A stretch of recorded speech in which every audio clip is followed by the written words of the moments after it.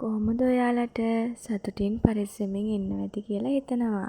අද නම් ඉතින් මං ගෙනත් තියෙන්නේ අපේ ෆාම් එකේ පුංචිම පුංචි විස්තර ටිකක් ඔයාලත් එක්කත් බෙදා ගන්න. එන්නකෝ ඉතින් ඒ මොනවද කියලා බලන්න යන්න. මේ තියෙන්නේ අපේ මඩ පොකුණු. මේ වගේ අපි දාලා ඉන්නේ කාෆ්ලා. කාෆ්ලාගෙත් වර්ග කීපයක්ම අපි ගාව ඉන්නවා. එතකොට මේ හස්බන්ඩ් කෑම දාන්න ගියලාක තමයි මම පොඩි වීඩියෝ ටිකක් ගත්තේ. ඒගොල්ලෝගේ දිහා බලගෙන හරිම ආසයි. කිසිම සද්දයක් බද්දයක් නැතුව තියෙන පොකුණ කෑම දැම්ම ගමන් මේගොල්ලෝ එක පොකුරට ඇවිල්ලා කෑම කනවා බලාගෙන ඉන්න හරිම ආසයි. මෙහෙම මාළු දාලා ඉන්නකොට ලස්සනට පෙවුනට නම් මේක පිටිපස්සේ ලොකුම ලොකු වැඩ කොටසක් තියෙනවා කරන්න මේගොල්ලෝ පොකුණට දාන කම්ම. ඒ කියන්නේ පොකුණක් අස් කරගන්න ඕනේ. එතකොට පොකුණ අස් කරගත්තට විතරක් මදි. පොකුණ කල්චි කරන්න ඕනේ. එතනින් එහාට තව ලොකු වැඩ කොටසක් තියෙනවා. ඉතින් මම ඒවා ඔයාලත් එක්ක පියවරින් පියවර ෂෙයා කරගන්නම්. මොකද මම හිතනවා ඔයාලත් ඒවා දකින්න ආස වෙයි කියලා. ඉස්සරහට මම ඔයාලට වීඩියෝ එකකින් අපේ මුළු ෆාම් එකම පෙන්නන්නම්. ගොඩාක් දේවල් තියෙනවා අපි ගාව කාෆ්ලා විතරක් නෙමෙයි තින් මාළු වර්ග ගොඩාක් ඉන්නවා. ඒගොල්ලෝ අපි ඉස්සරහට පෙන්නන්නම්කෝ. මේ ඉන්නෙත් කාෆ්ලා වගේක්. තාම මේගොල්ලෝ මේ දාලා ඉන්නේ මේ සයිස් වලට වෙන් කරනවා.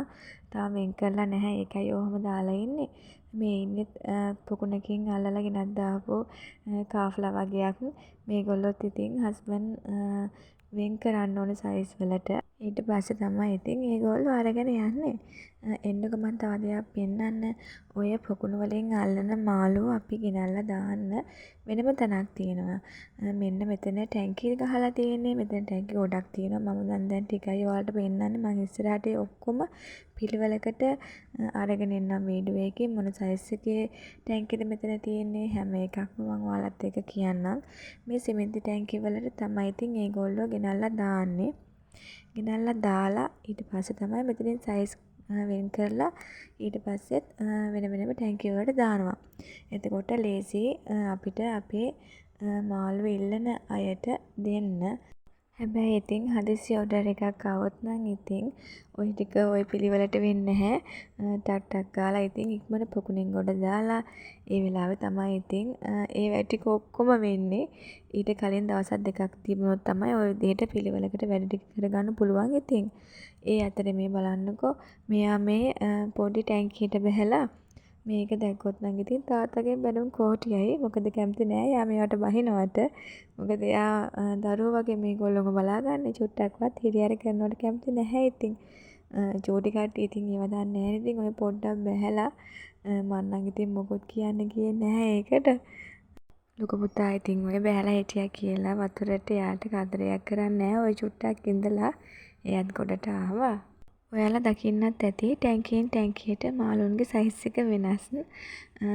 මම ඉස්සරහට ඒවා හරි පිළිවෙලකට පෙන්නන්නම්. මේක ඉතින් ටිකක් අපිළිවෙලයි. මොකද මම ඒ ගිය වෙලාවේ මට හිතුණු වෙලාවට මම මේ ගත්ත වීඩියෝ ටිකක්නේ.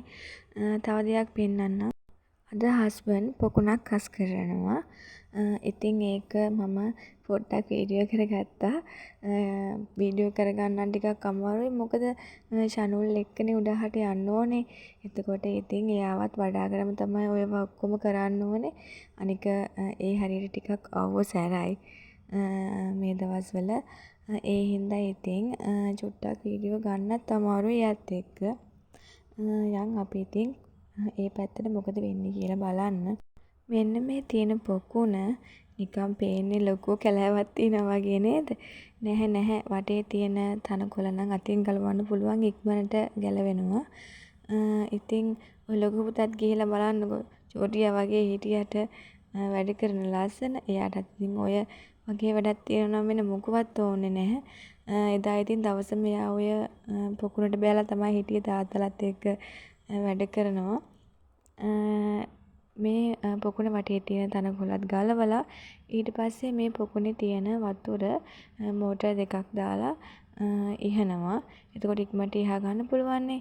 ඊට පස්සේ පොකුණු වල තියෙනවා හයිඩ්‍රේට්ලා කියන පැල జాතිය.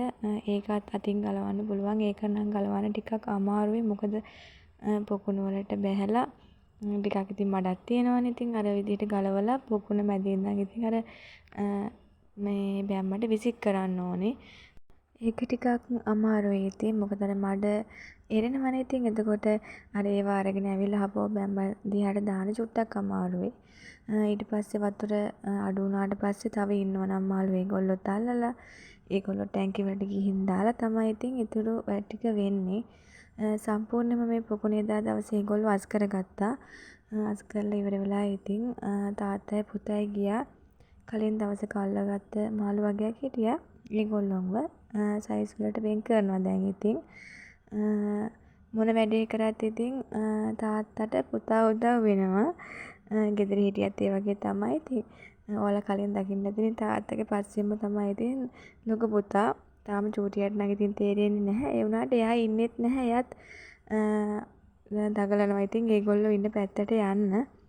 ඊට පස්සේ ඉතින් හස්බන්ඩ් අර අස් කරගත්ත පොකුණට අලුහුණු ගැහුවා. නිකන් ඔයාලට පේනවා ඇත්තේ මේවා නම් හරි ලේසි වැඩ වගේ. ඇත්තම කිව්වොත් මේ මහන්සි වෙන විදිය බලන් හිටියොත් ඇත්තටම හිතෙනවා මේ දේවල් මේ විදියට ගන්න මොනතරම් මේගොල්ලෝ මහන්සි වෙනවද කියලා. ඒ මහන්සියේ ප්‍රතිඵලයක් ඉතින් අන්තිමට දකින්නේ මාළු පැටව් ටිකින් ටික ලොකු වෙනවා පොකුණු වෙලා දකින්නකොට. ඇත්තට මේක හරිම සතුටුයි. මේ අපේ ඉතින් මහන්සියේ ප්‍රතිඵලයක් නේ කියලා හිතෙනවා. කොහොමත් ඉතින් අපේ හීනවලට යන්න අපි මහන්සි වෙන්න ඕනේ. උත්සාහය තියෙන්නත් ඕනේ. අපේ කැපවීම තියෙන්නත් ඕනේ. ඊට වඩා තියෙන්න ඕනේ එකම දේ තමයි අපේ ඉවසීම. ඉවසීම නැත්නම් ඉතින් අපිට බැහැ මුකුත්ම කරගන්න. මොකද අපිට මේ කරන කියන දේවල් එකපාරට හරියන්නේ නැහැනේ.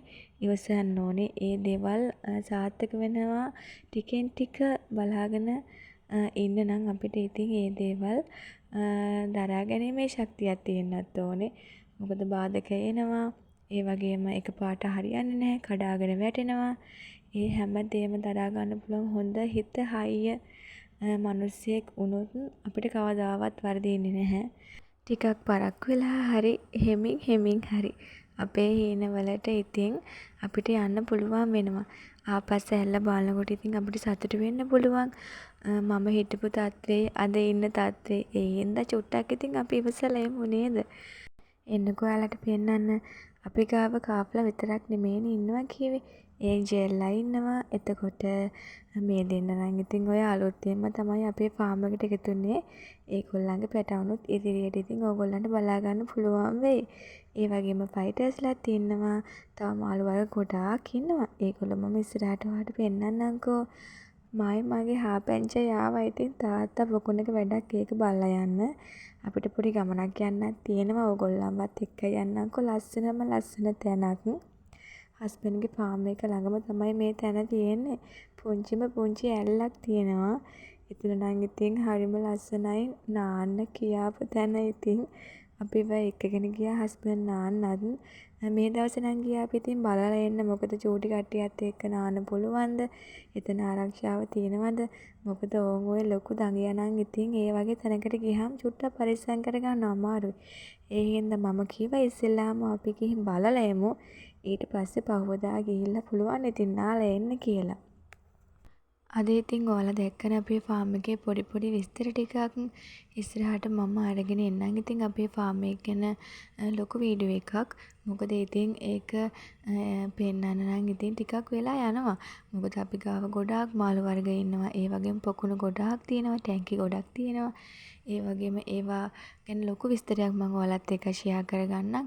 ඒ වගේම මාළුන්ට දෙන කෑම වර්ග මොනවද? එතකොට ලොකු කතාවක් තියෙනවා. ඉතින් ඒගොල්ලෝ ගැන කතා කරන්න නම් ඒ වගේම ඔයාලට අපේ මාළු ගන්න ඕන නම් ඒ ගන්න විදිහ කොහොමද විස්තර ඒවත් ඉතින් මම ඔයාලට කියන්නම්. ඒ වගේම මේ වගේ පොකුණු කරන්න කෙනෙක් ඉන්නවා නම් ආසාවෙන් ඒ වගේ අයටත් ඉතින් අපි පොකුණක් මුලින්ම කොහොමද හදාගන්නේ කියලා දෙන්නම්. ඒ වගේම ඉතින් අපි දන්න හැමදේම ඔයාලත් එක්ක ෂෙයා කරගන්නම්. ඒ හින්දා අපේ channel එකත් එක්ක දිගටම රැඳිලා ඉන්න. කතාවෙන් කතාව ඕන් ඉතින් මට යන්න වෙලාවත් ඇවිල්ලා. ආයෙත් එන්නම් ඔයාලා බලන්න. එතකන් ඉතින් පරිස්සමෙන් සතුටින් ඉන්න ඕනේ. ඒ වගේම තමයි ඉතින් ඔයාලගේ හීනවලට යන්න උත්සාහවන්ත වෙන්න, කැපවීමෙන් වැඩ කරන්න. ඒ වගේම ඉවසිලිවන්තමත් මිනිස්සෙක් වෙන්න. එතකොට අපේ හීන හැබෑ කරගන්න අමාරු නෑ. අපිට ඒ හිණවලට ඉක්මනට යන්න පුළුවන්.